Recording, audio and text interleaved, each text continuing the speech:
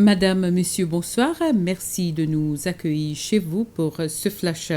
Le président de la République, Wavel Ramkalawan, s'adressera au public à 19 heures pour donner une mise à jour sur la situation de la pandémie de COVID-19 dans le pays.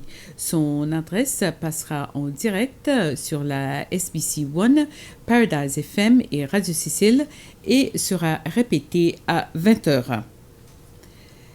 Et un chauffeur de taxi séchellois de 59 ans se trouve dans l'unité de soins intensifs du centre de traitement d'isolement après avoir été testé positif au COVID-19. Il a d'abord été admis à l'hôpital des Seychelles, très malade gravement. Un membre de la famille immédiate de l'homme présentant des symptômes a été admis et fait l'objet d'une enquête pour le COVID-19.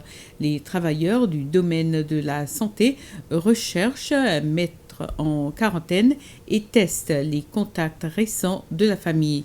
Le ministère de la Santé insiste à nouveau sur la nécessité pour chacun, sans exception, de suivre toutes les mesures de santé publique en place pour prévenir la transmission du COVID-19 dans la communauté.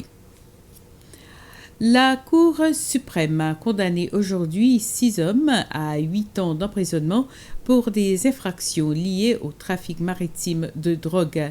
Ils ont été interceptés avec 180,32 kg de cannabis à base de plantes en mer en dehors de la zone économique exclusive des Seychelles.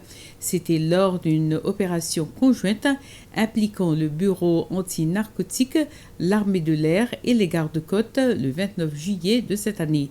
Une 7e personne dans cette affaire a été condamnée à 8 ans et demi de prison le 2 octobre dernier pour organisation, gestion et financement du trafic de drogue.